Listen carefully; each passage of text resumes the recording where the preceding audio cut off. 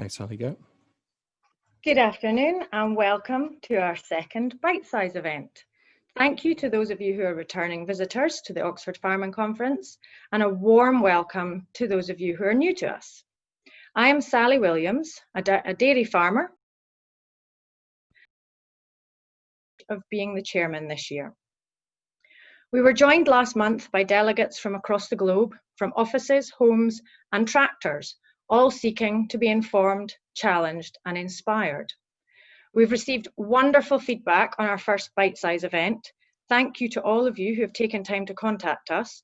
And I have to say, as a woman in this industry, it has been very refreshing to have feedback on the colour scheme of my walls instead of the shoes I am wearing. As we celebrate the 75th conference in January, we continue our journey looking back on the 7 decades of Oxford Farming Conference. And this month sees us revisit 1958. COVID-19 has focused minds on food supply chains, among many other things, but it is all the more appropriate then that today's panel will explore the theme Towards Greater Self Sufficiency. Bitesize is giving us the opportunity to get to know each of our volunteer directors. This month is chaired by Liz Bowles. Liz has many strings to her bow: a pedigree sheep farmer, director of the Farm Carbon Cutting Toolkit, and associate director. I'd like to hand over now to Liz to introduce her panel. Enjoy the session. Thank you very much, Sally, and welcome everybody to this second OFC Bitesize session. And thank you for that kind introduction, Sally. As Sally, today we're taking our theme for this webinar from the 1958 conference, which was titled Towards Greater Self Sufficiency, and bringing it right up to date for 2020. And what I'm going to do to introduce this topic is to take a look at the last century of UK food production and food security, which I think helps to explain why food self-sufficiency was such a hot topic in 1958. If I take you back then, the UK was only just coming out of food rationing. Our overall self-sufficiency in calorie production from our own resources was less than 50%. Just half that of our closest neighbour, France. Prior to the Second World War, the UK had relied on a food policy predicated on imports from the Empire, supplemented by our own UK production. But at that time, UK production was at an all-time low as a result of the Depression in the 1930s, which saw much arable land reverting to grassland, simply because there was no profit to be had from producing crops. At the outbreak of war, cabinet papers from the time state that the only food products likely to be in adequate supply was sheep meat and potatoes. Indeed, a plan was hatched, amazing to think now, to increase the production of sheep meat, as this was considered a foodstuff that could be produced without use of supplementary cereal feedstuffs. And at that time, overall food self-sufficiency, remember, was only 30%.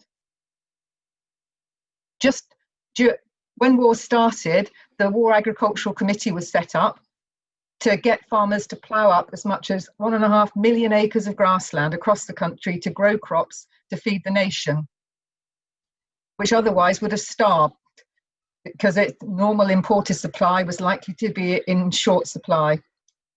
Rationing ended in 1954, and with it came the introduction of chemically based fertilizers and pesticides, which offered a huge opportunity for increasing yields across the globe. And then if we think what happened next in the latter half of the 20th century, increased use of nitrogen fertilizers, up 800% between 1961 and 2019, together with the use of more chemical pesticides, contributed to a rapid increase in productivity from our food systems. This productionist agenda held sway till the end of the 1970s and led to an increase in overall food self-sufficiency to around 74% by the mid-1980s. In fact, that has been the high water mark to date. It occurred in about 1984. But then it's interesting to reflect what happened next. And I guess that many of you in the audience will have been farming during the 80s, 90s and early 2000s. So from the early 1980s, governments stepped back from direct intervention in agriculture, with a move to a greater focus on market testing and trade liberalisation. Now, I'm not sure if it's a coincidence, but since the 1980s, our food self-sufficiency has stagnated somewhat and currently stands at around 60% only. This stagnation can be partly attributed to the construction of more highly integrated and international food supply chains, which have put increasing price pressure on UK supply. By 2001, in the aftermath of foot and mouth disease, which I'm sure many of us remember, Margaret Beckett wrote in the foreword to the Food and Farming report that came out at the end of the epidemic that the UK would no longer rely on any level of food security, but would instead rely on excellent trading relationships across the world. I paraphrase it, but I think that's what she said. Some would say that since then, food security has been left to corporate strategy and the market, rather than government having a strategy to ensure the nation is fed healthily. When we embarked upon this productionist agenda for farming after the war and the introduction of new ways of farming from the 1950s, the many negative impacts that came with the use of synthetic fertilizers and pesticides were simply not known about.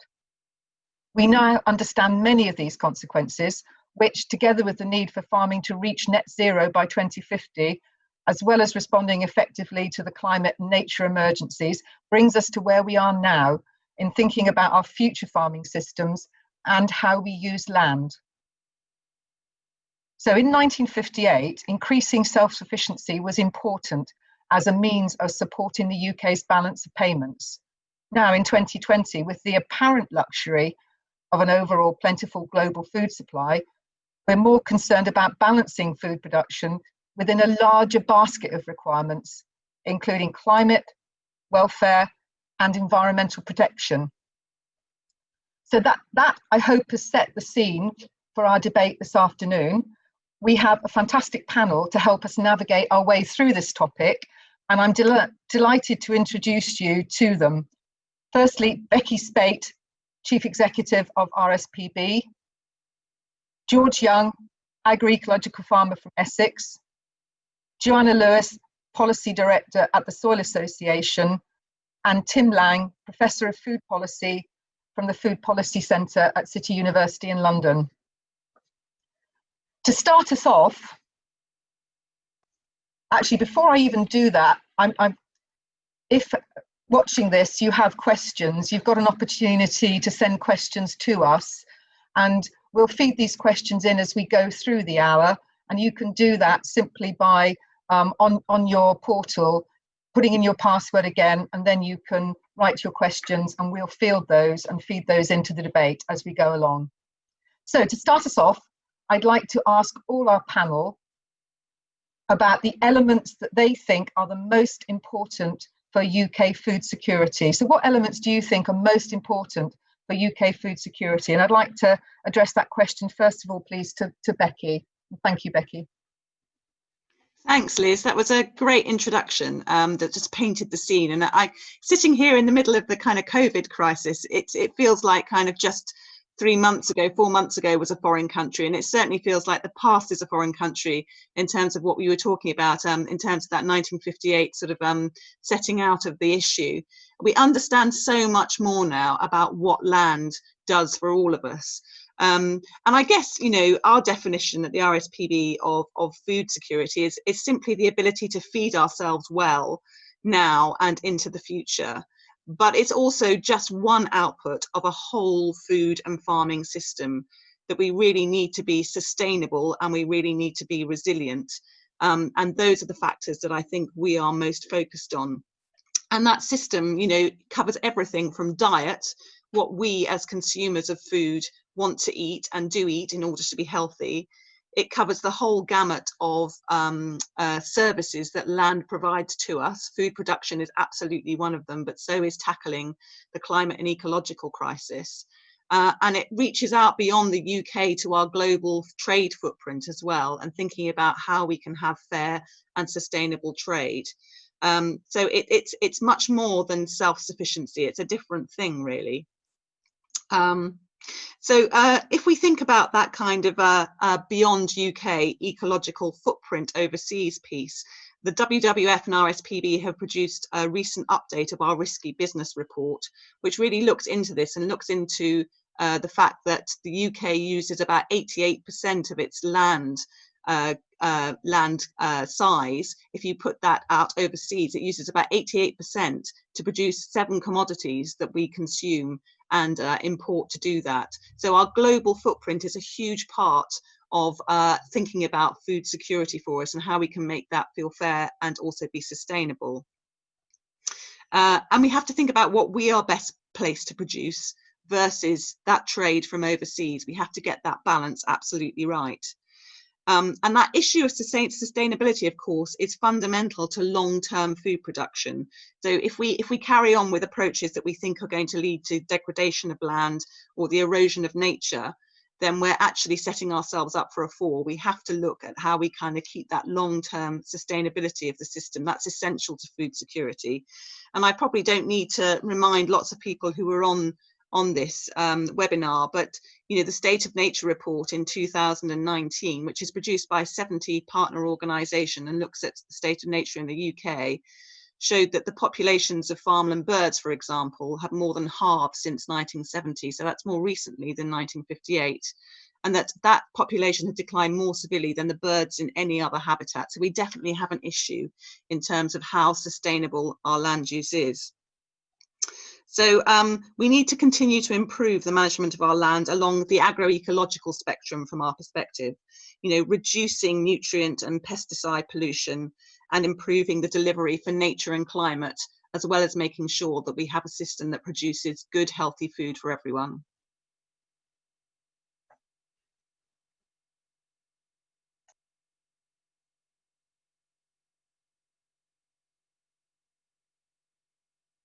Now thank you, Becky. Now I'd like to address the same question to you, George. What for you are the most important elements of food security? Well, thanks everyone for coming, first of all. So my background is obviously as a farmer, and I try my very best that everything I'm doing on my farm is with an agro-ecological bent, really trying to make sure that I'm kind of mixing food and fibre production with ecological production as well. They're the really, really important parts of my entire system. So I'm trying to ensure that every bit of farming that I do includes nature, and I'm thinking about nature, as well as allowing there to be kind of wild areas on my farm for nature really to kind of absolutely thrive and to always have a permanent area to kind of call home, as it were.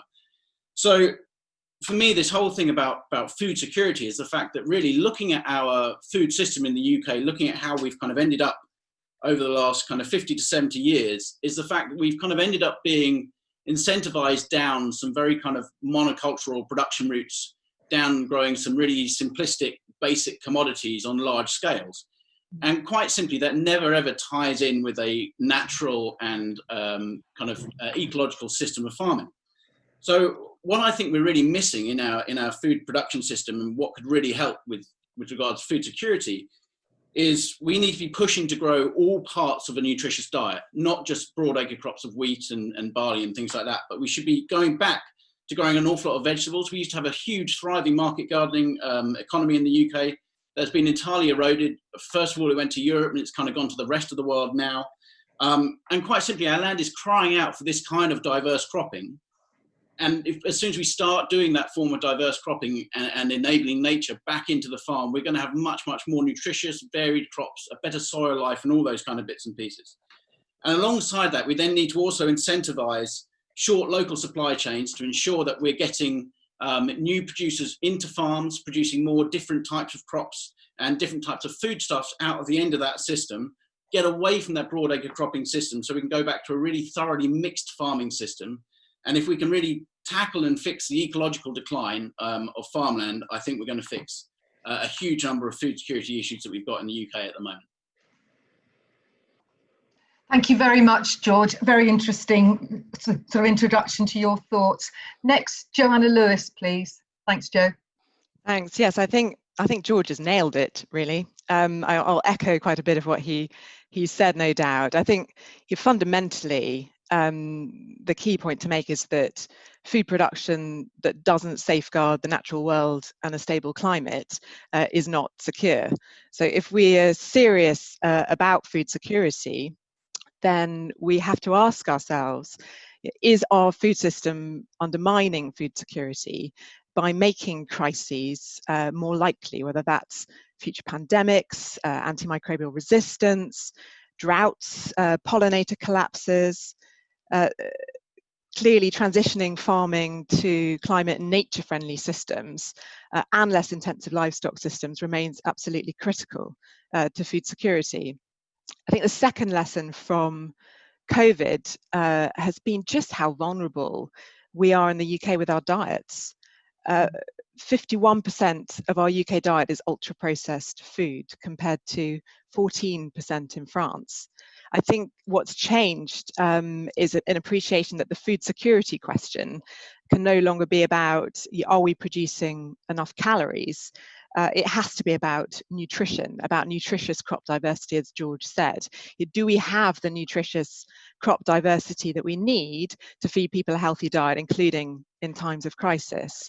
And we do have to ask ourselves, can we afford to be dedicating 10 times more arable land to producing cereals for animal feed than we do to horticulture, for instance? I think we only grew 17% of the fruit that we ate in 2018, 53% of the vegetables. And lastly, with supply chains, we've learned that efficiency and resilience are clearly not the same thing.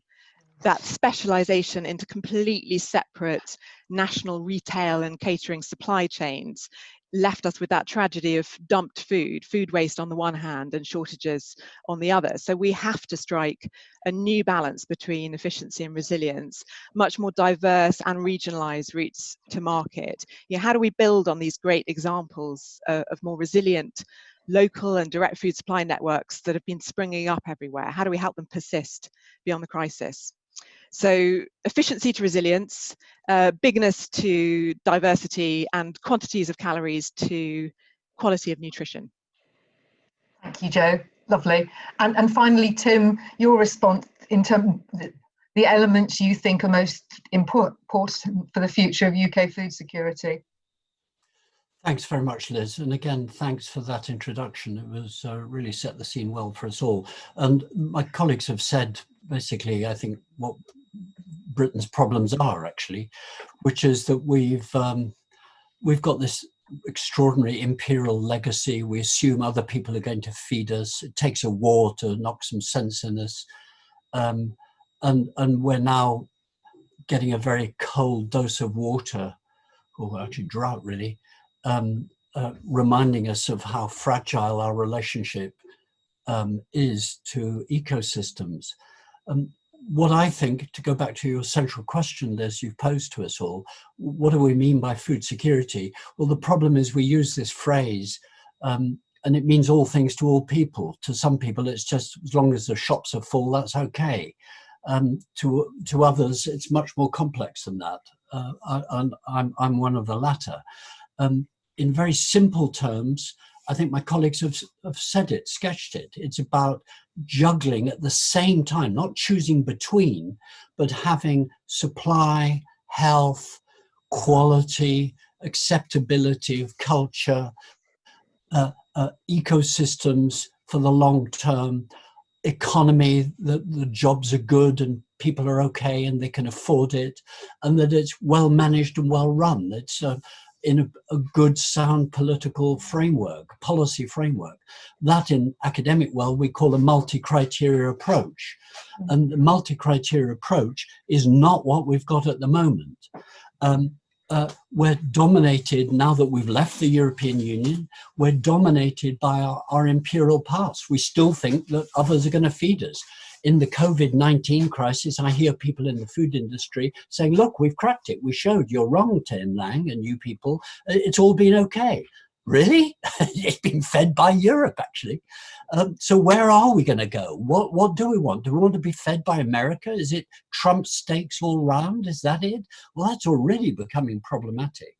But I'm going to push the one bit I think my colleagues didn't raise, which for me is very, very important indeed, is the issue of society, the cultural bit. We basically, farming is in a vice-lock grip where what it's done has been set by others, it's kept alive by subsidies.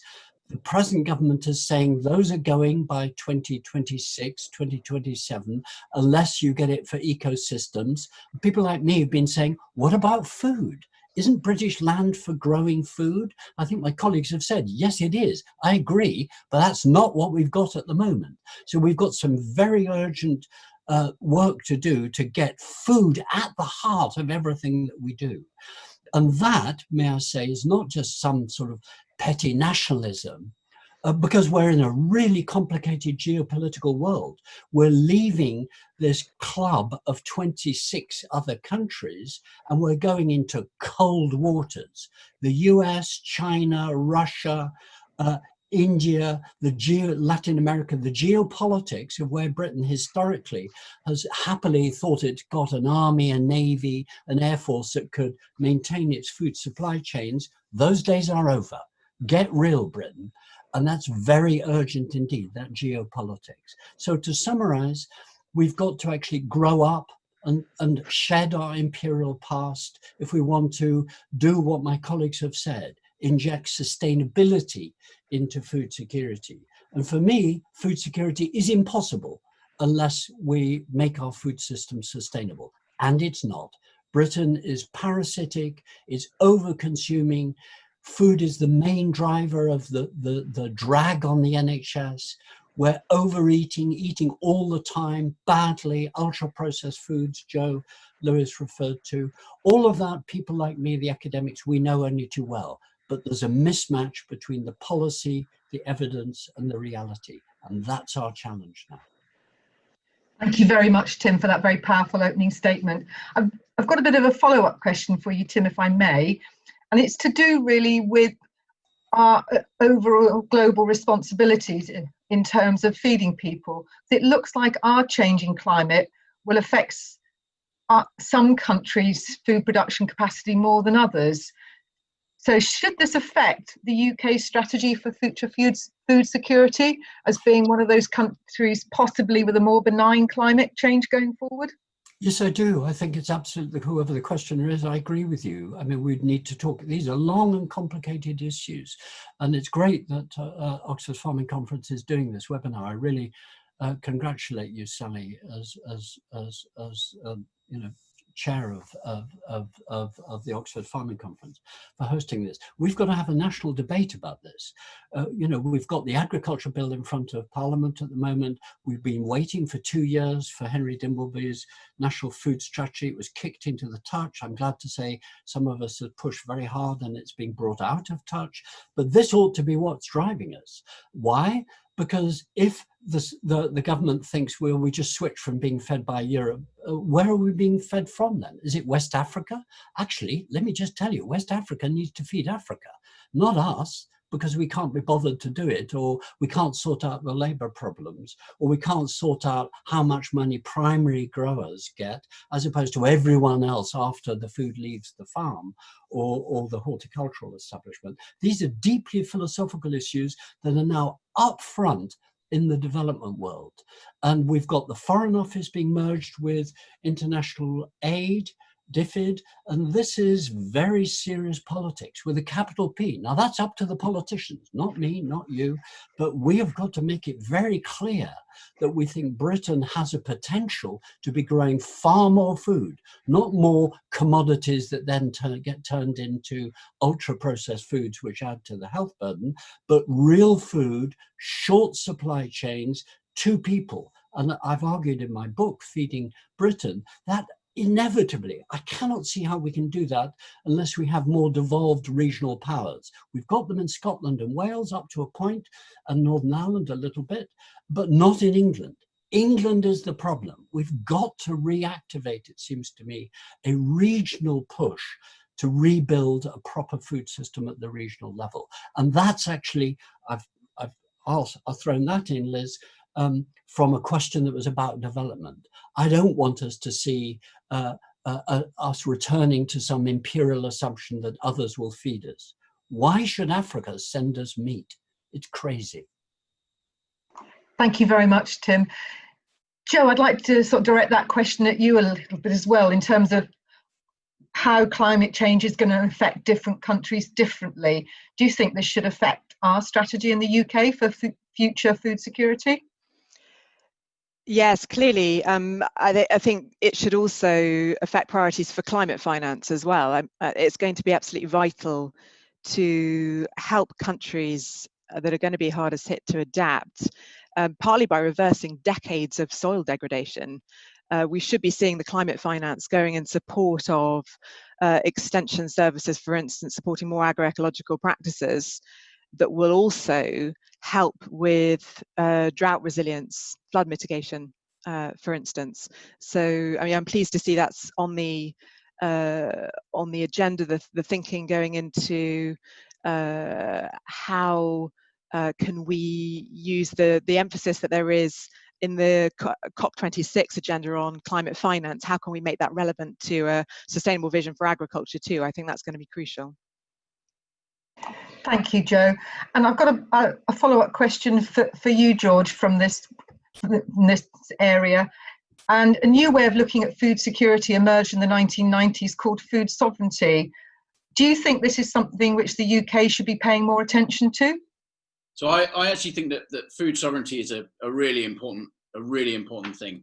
We really need to get it so that local communities have a real kind of bond with the type of food that they're eating and where their food comes from.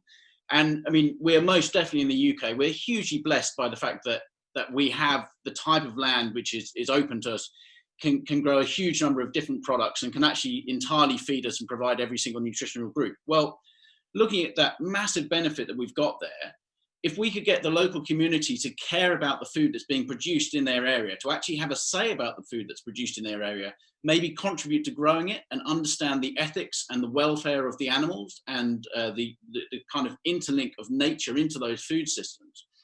The massive benefit of that is all of a sudden, rather than food being something that kind of maybe 5 to 10% of a household income is spent on, people will realize the incredible value of food and what food can do to the environment and the nature around them, what fresh air and being in farmland in the open air is great kind of from a mental health point of view. There's this huge plethora of socioeconomic benefits to people having that real tremendous link to the food that they put in their body. So I think food sovereignty is something we really need to concentrate a hell of a lot more on, yeah. Thanks, George. I'd just like to move us on a little bit now to start to think about the role that trade should play in our future food security. It's a very topical subject at the moment, with the UK currently engaged in negotiations with the USA, with the EU, and with New Zealand and Australia on future trade deals. So I'd like to ask each of you really what role you believe trade should play in our future food security. And I'll come to you first, George, on that, please.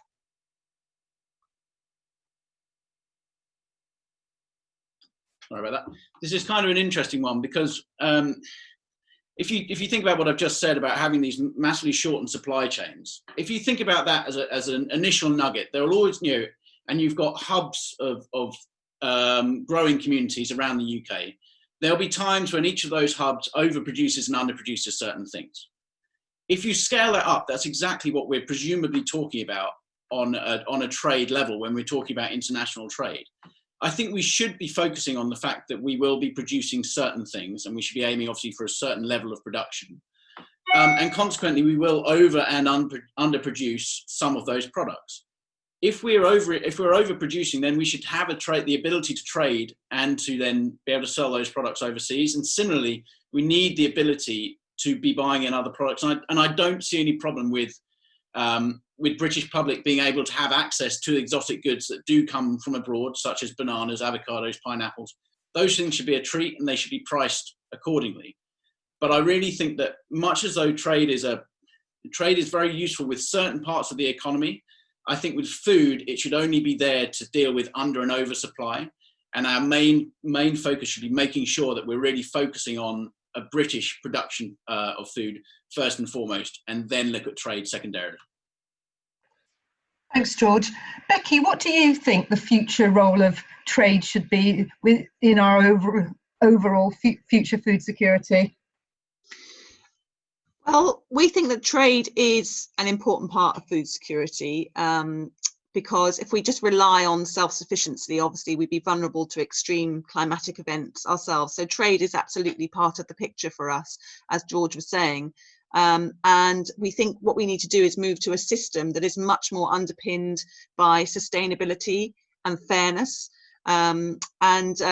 It's obviously absolutely vital in terms of the agriculture bill that's currently going through Parliament. At the moment, there's a huge risk that farmers in the UK will get undercut by imported food produced to lower standards, and that's clearly all part of the kind of concern there is around the negotiations with the US in particular at the moment. We've kind of, been very supportive of the NFU's very successful petition that it's running at the moment, which I think has got over 1 million signatures now, which is around particularly this issue about trade standards.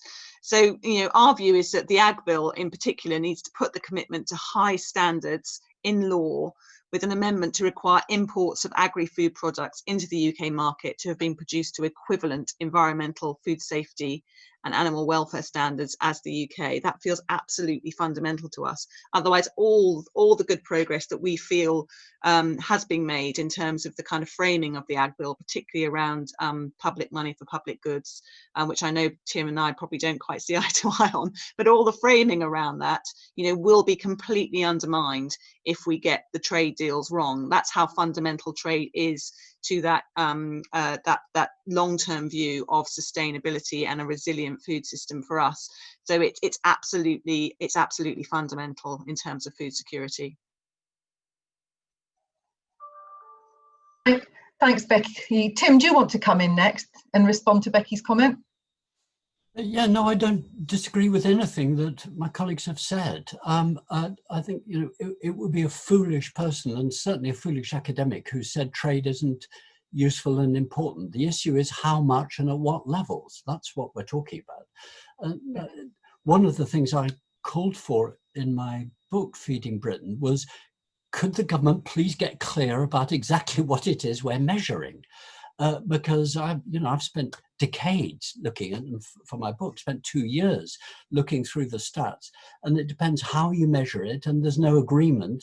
And one of the many things I think we need from all of this is to have what I call a National Food Council or some authoritative body which begins to clarify and give a long-term view and provides the sort of advice for food and food security and sustainability that the Committee on Climate Change is giving, something that's got legal backing. I mean, I'm putting my recommendation in now because I think that's really critical.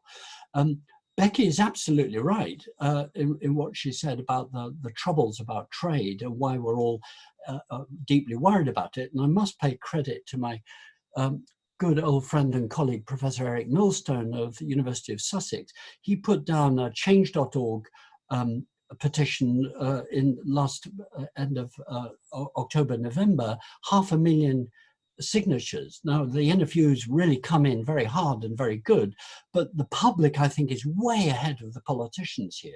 But at the same time, let's get real. We know if it's a trade deal, farming will be sold out, because the US has made it absolutely clear if the UK wants a deal, well, you're going to have to accept American imports. Then what? Where do we go there? And I'm one of the signatories to a letter that's gone to the big 9 retailers saying, you're going to be in the front line. Which way are you going to jump? We'd really like you to take that high moral ground and do the right thing for us, even if government won't for pragmatic reasons. But to answer the question, Liz, about how much, well, you can say on some indicators, government indicators, Britain only feeds itself about 53% at the moment. If you include imported feedstuffs, it drops even less. If you say, well, only what do we eat from indigenous, well, it goes up a bit. I say, well, should we aim for 80%? Liz, in your lovely introduction, you referred back to that high point. You said the 74%, you know, on some figures, it was 82% in 1982 that we fed ourselves. I think you want to aim for a degree of production in a country like the UK, which is very varied and it's got very varied land and facilities and also weather in such a small area, where we could tighten our belts, where things, if things go really hard, you're not going to starve your people. You're not going to produce pineapples or mangoes under nuclear powered LED lights. You know, that would be completely stupid. But some rise from the weak level that we've got at the moment when we voted to leave. If you wanted to stay in the European Union, you could say, okay, leave it at this. But if you vote to leave, who's going to do the picking? Look at the mess we've got. None of us said, so I'll throw this one in. You know, you're not going to have a good sustainable farming system unless you've got people prepared to work on the land. So what's stopping people work on the land? That, it seems to me, Liz, is something that goes to the heart of food security and sustainability. Thanks, Tim. Thanks. That's a very interesting point about the labour. We might have time to come on to that later. And I know we've got a number of questions building up, but before we move on to the questions from our audience, Joe, I'd like to come to you and I'd like to reframe the question slightly. And we know in the UK, we've got a large population with a high density of population. And Tim's just mentioned perhaps an aspiration of 80% food self-sufficiency. So given that, how do you think we can ensure that any food that we do end up importing plays a positive role in supporting the planet to reach net zero? Well, I mean, the first thing is that we need to take responsibility for our offshore impact. We need that legally binding target to end deforestation, land use conversion within agricultural supply chains, as the Global Resource Initiative Task Force recommended. That should be a target introduced at the soonest possible moment. In the last 60 years, I think half of tropical rainforest has been lost, and 70% of that, 70% of land use change is down to agricultural commodities. And I think chief among those in terms of what we should be focusing our attention on is soy, and the emphasis on grain-fed meat in our diets is something that we really do need to focus more attention on. And I'm delighted to see the Climate Change Committee starting to extend their focus more to looking at grain-fed meat. I think because they've been focused very much on our production emissions, the consumption emissions, and the offshore impact of animal feed had been a bit of a blind spot. But I think they are moving to correct that. We have to be looking at reducing grain-fed meat in our diets, and also phasing out in every way we can the imported soy and its impact. So I do applaud all the farmers who are looking to produce substitutes, for instance, like lupins and peas and beans. So yes, we've got to reduce our reliance on that imported feed, and we've also got to look for ways to substitute it with crops that we can grow in our own soils and climate. Thank you very much, Joe. I'm going to go to Sally now, our OFC chairperson, because I understand we've got an awful lot of questions coming in from the audience. So Sally, can you suggest a question that feeds well into the debate now, please? I can indeed, Liz. Thank you very much to everybody. My screen is going mad with everything coming in. I have a couple of comments first, followed up by a combined question. There seems to be a recurring theme. So from Nick Tapp, we've got food security is enhanced by trade in food. Nearly 1 calorie in 4 crosses an international border. Trade is a win-win for both parties, allowing better use of resources, which he follows up with, do the panelists have any idea how many countries are represented by products in their own larder, kitchen and fridge? But the very common theme coming through is best summarised by Rosemary Collier, and it combines Stephen Jacobs, Andy Guy, Peter Mawson, Oliver R's thoughts. And it is, what are the panel's thoughts on food prices then? Is food too cheap? And if it is, how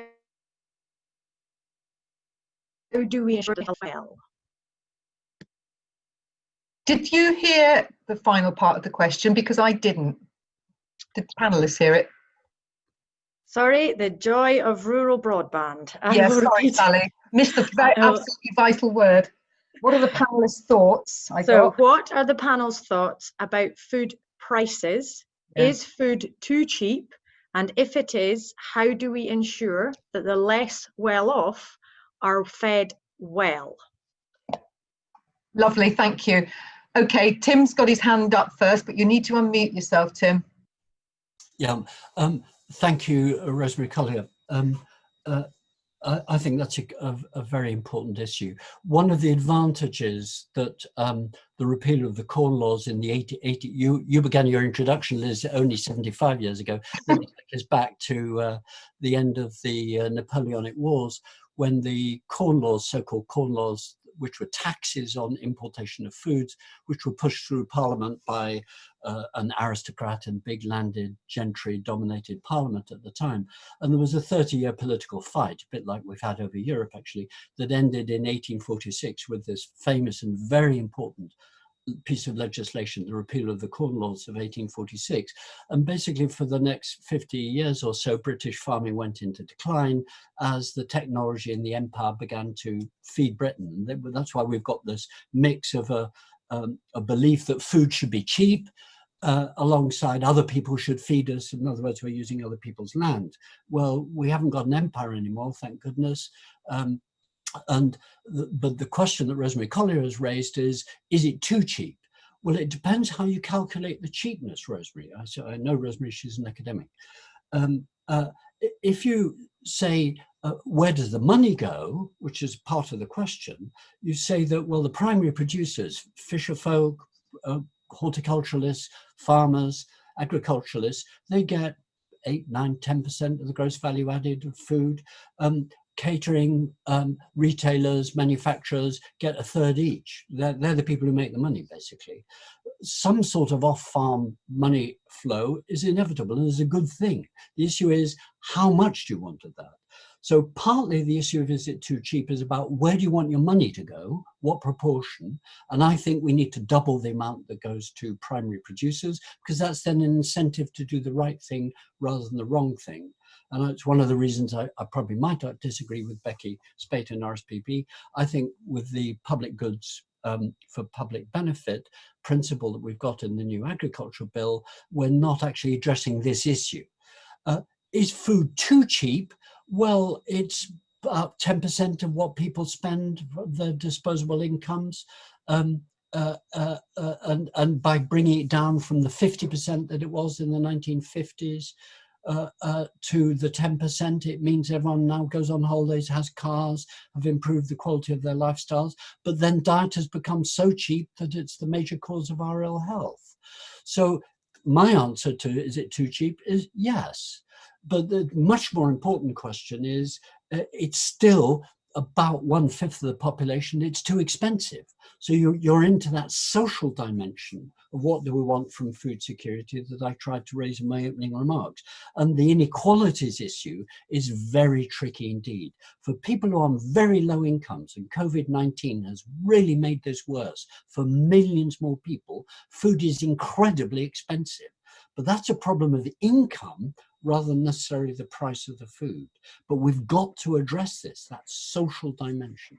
So it's a huge issue that Rosemary Collier has raised, but it's absolutely intrinsic. But one thing is certain, Liz, is we cannot have a food economy that is low carbon and all the things colleagues have wanted if we just say, well, it's got to be cheap. So cheap pizza for all, that's not going to be the way forward for a British food economy for 2050. It's just not going to be the way forward. Thank you, Tim. And certainly the UK has never been known as a low-cost producer of food, that's for certain. I'd like to sort of... Britain's food is actually not by any means the cheapest in Europe. Other countries have far cheaper food than us. We're about in the middle. We did at our centre, we did a briefing paper 4 years ago in the run-up to the referendum, actually, to just say, you know, beware thinking that Britain's food is outrageously expensive or is too cheap. We're about in the middle, actually. Okay, thank you. I'd like to ask Jo from your experience, Jo, with the Food for Life programme, in terms of how do we square this circle of food being too cheap as far as producers are concerned, but too expensive for some people in our society?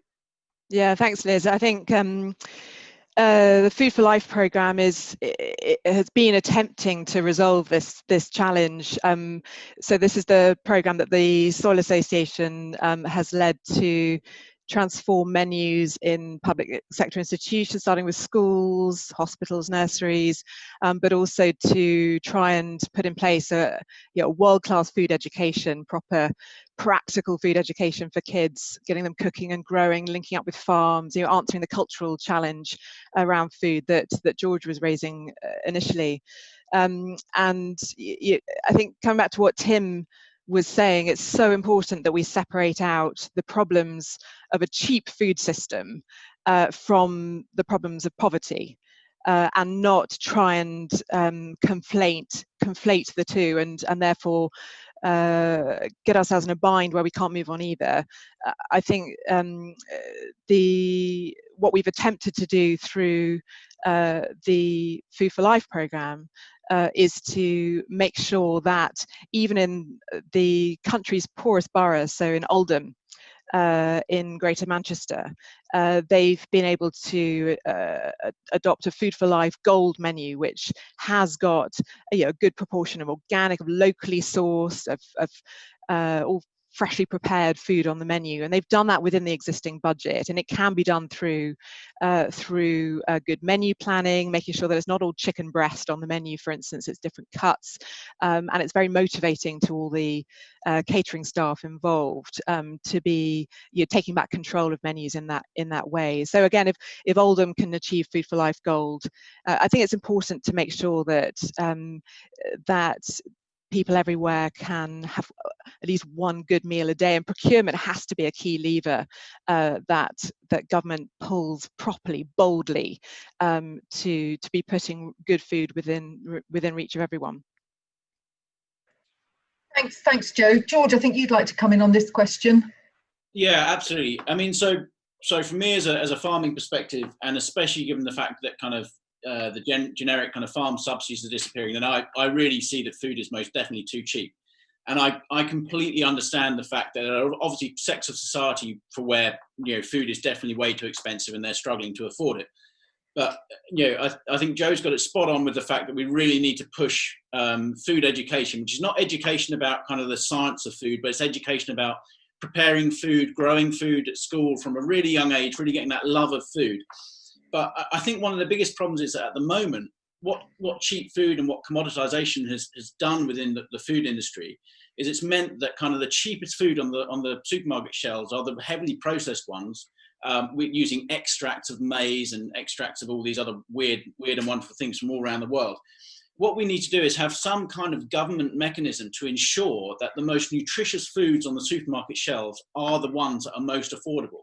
Because unfortunately, the poorest sects of society have to choose the cheapest food because they're right there on the poverty line, barely able to afford anything. So they end up buying the poorest quality food, leading to ridiculously bad diet, loads of diet-related diseases. And what that ends up doing is having a massive issue to actual social mobility. So you're forcing the poorest members of society to stay at the poorest level. That's kind of what's happened with commoditization of food. We need to free all that up, and we need food prices to be more sensibly priced, but then something to ensure that everybody gets access to the most nutritious food to make sure they've got the ability to kind of move through social classes properly. Thank you, George. I'd like to change direction a little bit now, if I may.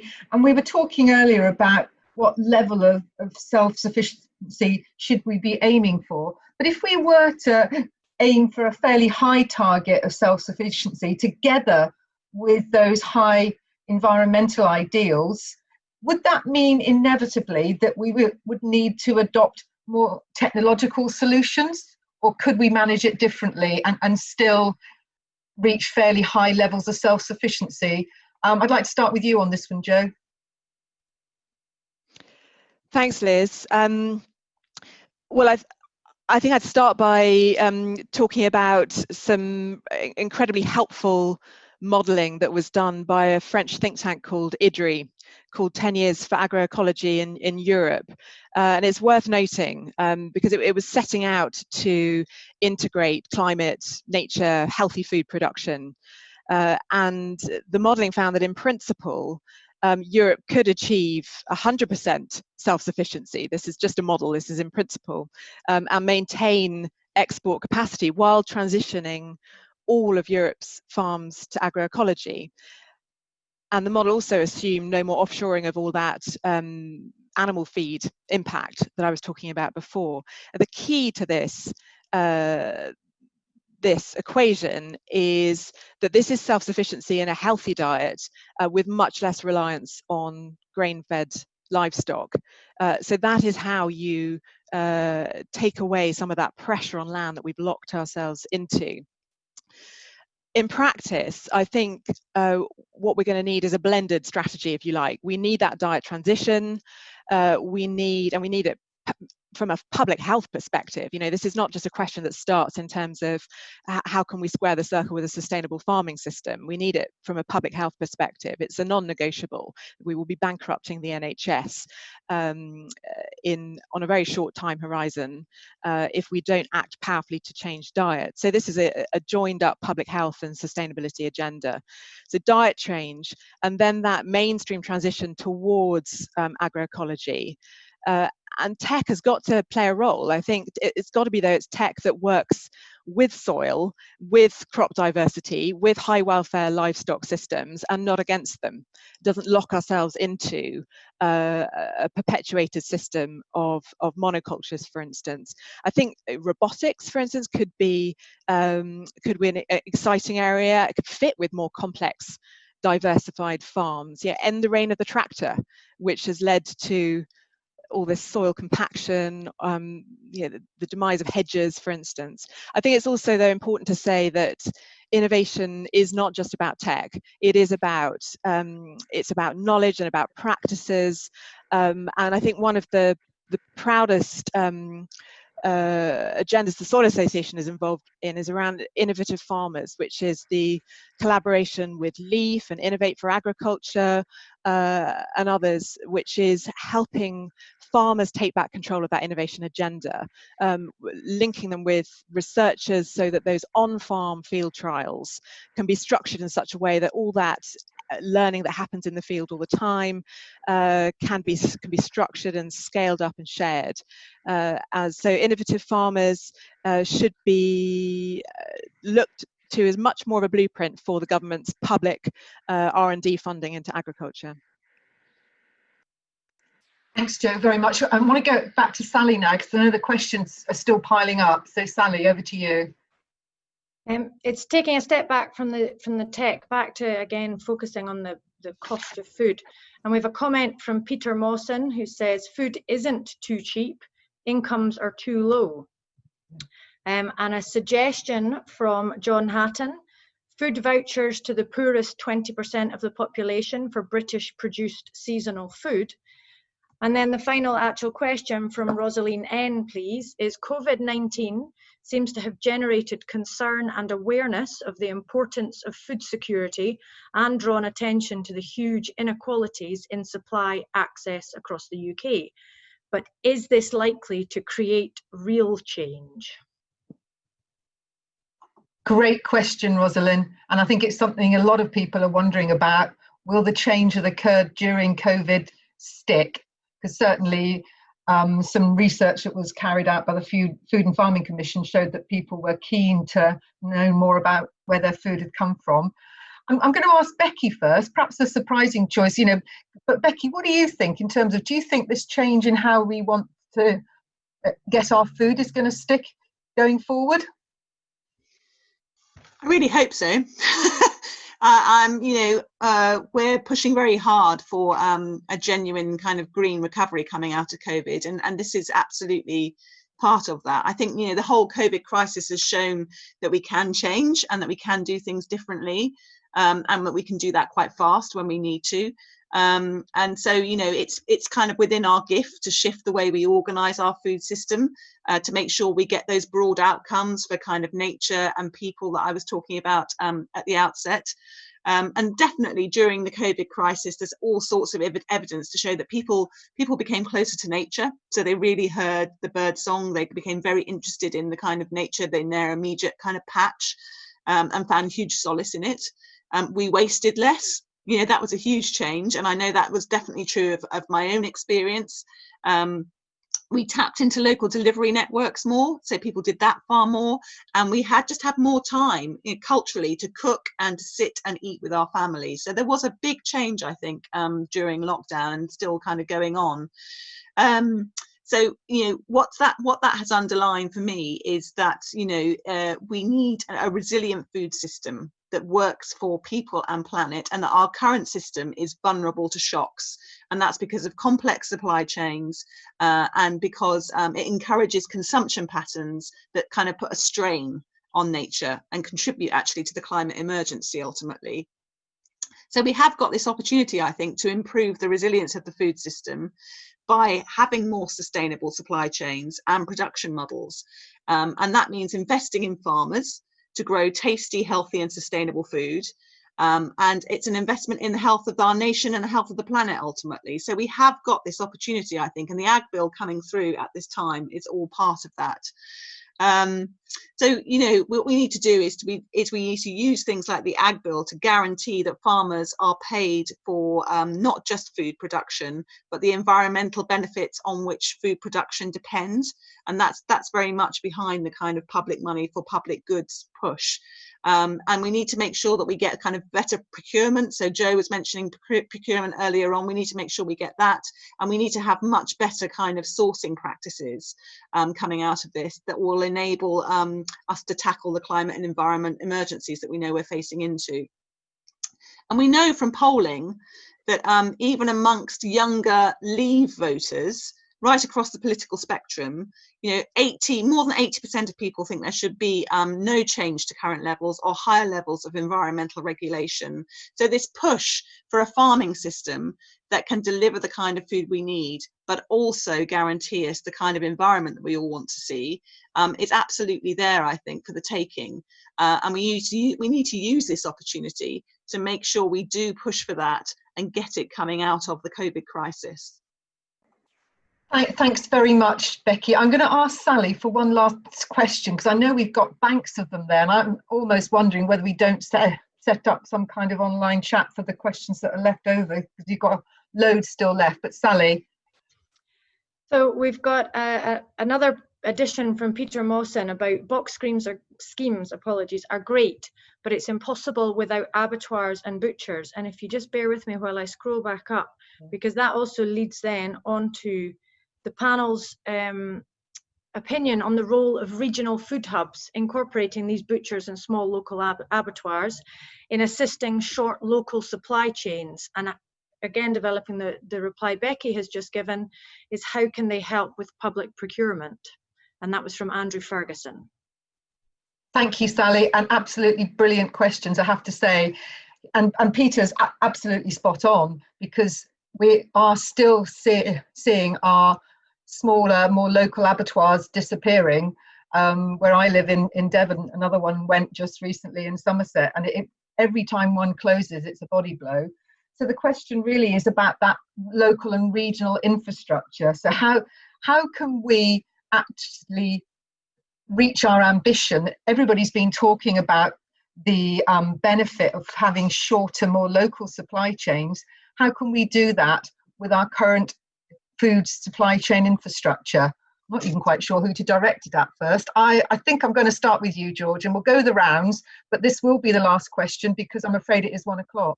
So George, we'll start with you. So for me, I mean, local food hubs are absolutely the crux of where we really need to get to in terms of food supply. We desperately need more local butchers, more local bakers, people who really kind of, rather than doing generic things with the basic cuts, rather than just having the basic cuts in the supermarket and everything else made into mince, a true butcher will massively reduce the amount of waste we're talking about with these animals, ensuring that every single bit of an animal is used. A baker will properly be able to turn flour into a genuinely really nutritious loaf, something that's a really genuinely a staff of life rather than kind of the supermarket pap that a lot of us eat at the moment. So somehow we need a massive incentivization to get more of these local food hubs, which ultimately means having much smaller farms and getting more people involved in agriculture, performing those diverse operations within farming to ensure that those local food hubs are able to be served in every which way that they need to be. So yeah, absolutely, local food hubs are really super important. Okay, thank you. I don't know who would like to come in next on my panel on this topic of actually how we get this infrastructure back in place. I'm happy to, Liv. Joe. I'll come back to procurement. A challenge and then a reason to be cheerful. So starting with the challenge, it feels like a test case for government should be a flagship procurement scheme, the school fruit and vegetable scheme. So every small child in the country gets a piece of fruit or vegetable at break time. And it was recently re-tendered as a contract. The opportunity, despite much advocacy from our side, to build in requirements for fresher produce, because the schools were saying these carrots are so old we have to rehydrate them in water, for fresher produce, shorter supply chains, even some organic in the mix, because the pesticide residues on the school fruit and veg scheme are higher than equivalent conventional produce in the supermarket, because so much is imported. Only 5% of the pears and 15% of the apples in the scheme are British. The scheme was quietly relet. None of those standards were introduced, but it will be retendered in 2022. So let's all adopt that as a litmus test for, is the government going to get behind British farmers and growers and take this opportunity, given how important it is, fruit and vegetables for the youngest children. But a reason to be cheerful in terms of how procurement, again, can help support those regional food hubs is a pilot in dynamic food procurement, which we've been involved in getting off the ground, which is the Crown Commercial Services have got behind, which is going to be looking at how can a southwest food hub with a proper procurement, online procurement platform, help overcome the barriers to making it genuinely possible for local and smaller growers and produce to supply into the public sector. So small amounts, seasonal amounts, not having to contend with these big contracts. So if that is successful, we look forward to seeing that being rolled out more. The starting point needs to be using this £2 billion annual spend on procurement to support local farmers and growers and obviously high sustainability standards. Thank you, Joe. We've just had another question come in to build on that earlier question that people would like to direct towards Tim Lang, and it's this: what should the next steps be for government to tackle food security post-COVID? Oh, that's a little one to throw at me at the end. Yeah, I apologise. No, don't apologise at all. It's right. Well, I'm going to be the boring academic. I think, while I agree things like public procurement are very important, but actually they're small compared to Kentucky Fried Chickens or Burger King or McDonald's or what Tesco does with its contracts. We spend probably a bit too much time talking about, what can the government do with its own food, and not enough about saying, well, what does the mass market do? And I say that because one of the big lessons of COVID-19 was just look what happened. Government closed down food service, closed it down basically. And instead of, I think, using it as community feeding hubs, which it could have been much more better used for, and has given a even bigger present to 9 retailers. Now that's, as people inside the machine and inside government tell me, Tim, it's going to be very hard to get that control back. They've, doubled their home delivery systems and things. It's one of the only areas of the economy that's grown. But to answer the question, having given that as a context, I think nothing will change unless we have a proper act. The reason the Committee on Climate Change is so effective, and even this government in the middle of all of its agenda has not abolished the Climate Change Act, which came in under the Blair government, let me remind us, but evidence-based, is because it would have been unpopular and because actually it's sensible. This is about the survival of capitalism, actually, because it won't survive unless it addresses climate change. So what do I want? I want a new Food Act. I want a Food Resilience and Security Act, which has everything that we've talked about in it, with just very clear guidance, nothing too long, but basically more devolution of powers, more devolution. We've got, you know, probably, how many people on this call know a group called M9? I bet none. M9 is the mayors of England beginning to talk and engage. And I support that. I'm an advisor to the Mayor of London. So I think it's really good. There's a beginning of a decentralized debate going on, but they haven't got powers. They haven't got budgets. Unless we have an act, Liz, an act which enables us to get on with it at the regional and local level, it's all hot air. It's all hot air. So for me, an act. And within that, we need to have a food resilience forums under the Civil Contingencies Act 2004.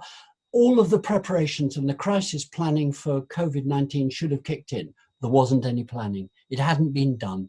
That was because complacency kicked in. If you looked at what DEFRA said about everything was hunky-dory with food, and then look at the reality, basically the act wasn't being used. So we need an act, a Food Security and Resilience Act, which has teeth, which gives powers and has budgets allocated to it, but gives the direction. Not that we only deal with climate change, but everything that we've talked about: health, quality of food, local economies, environment, culture, jobs. All of that is perfectly doable, but not if we carry on as business as usual. And that's going to be the big issue. Back to the previous question, Liz, and I'll stop with this.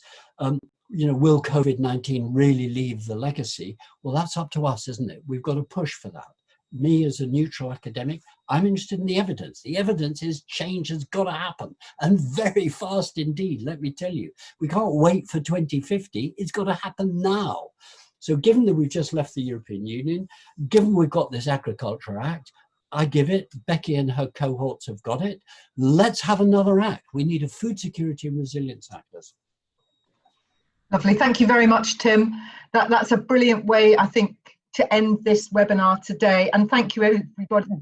I've had feedback that people wanted it to go on even longer, but I think I will sum up now. And really, it's almost impossible to sum up.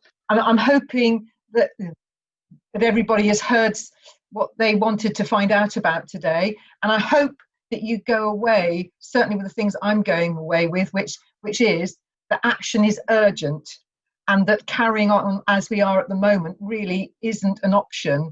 And Tim's just said at the end there that we do need a proper Food and Resilience Act, and for government to really own this space rather than leaving it to the market as they have done just for so long now. And fundamental change is needed. You heard what all our panelists said in terms of the direction of change that's needed, and I think there was quite a lot of agreement about that. And we've got to be able to look at how we impact on the climate, as well as feeding people healthily.